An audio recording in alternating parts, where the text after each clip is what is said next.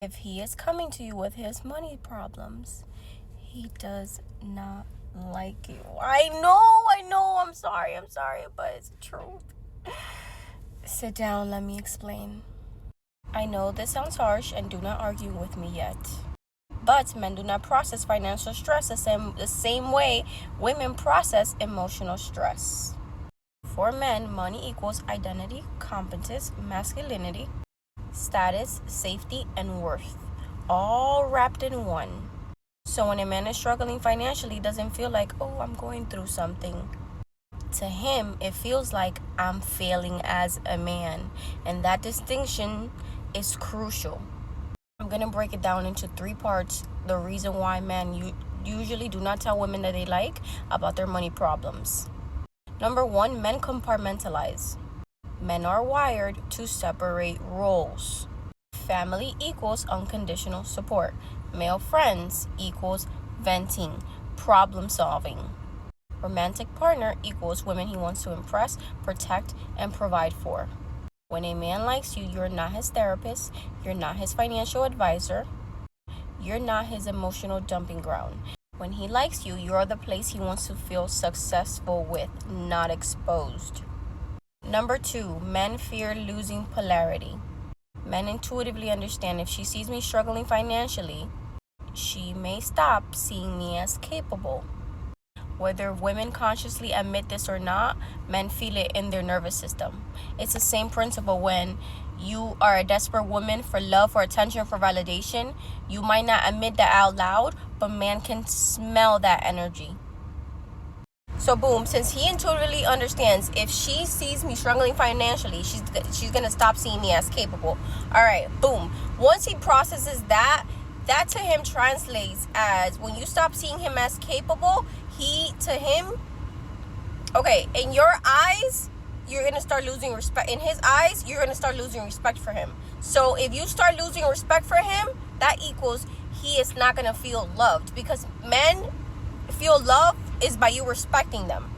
So you see how deep this goes? So instead of oversharing, they pull back, they go quiet, they get distracted, they become less affectionate, they seem emotionally absent, not because they don't care, but because they're trying to regain control. Men, or a lot of them, are all about control and power. Number 3, provision is tied to self-respect. A man who likes you wants to feel stable, grounded, generous, and in control. If he cannot offer that in that moment, he does not want to be seen in that state. If you ever pay attention, this is why when you date men that their life is unstable, that's how the dating goes, that's how the relationship goes. This is why you go for men that, I wouldn't say rich men, but men that are stable in their life. And they have accomplished things that they desire as a man because their identity is tied to it.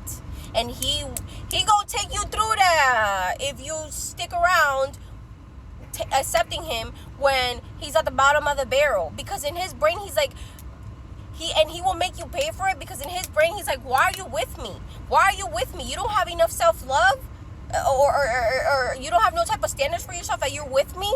And I'm like over here, and he already feels unworthy, insecure. So boom, he hates himself. So he will project that onto you and take you through there every time.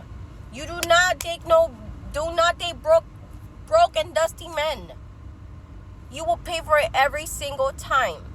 A healthy masculine man, like I said, if he cannot offer that in the moment, he does not want to be seen in that state. So he will borrow money quietly, lean on family or friends, or handle it internally. But he'll rarely say, I'm broke and overwhelmed, to a woman he deeply desires. I promise you, this is I've seen it. I've experienced it myself. He will not tell you that. And that will be a challenge. That's another form of a challenge for him to rise. It will activate him to hustle harder, to grind harder, to get that money.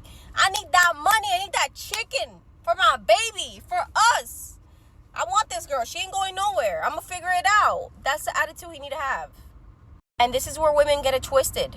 Women often think if he really trusted me, he'd open up. That is female logic, not male psychology. For women, vulnerability builds intimacy.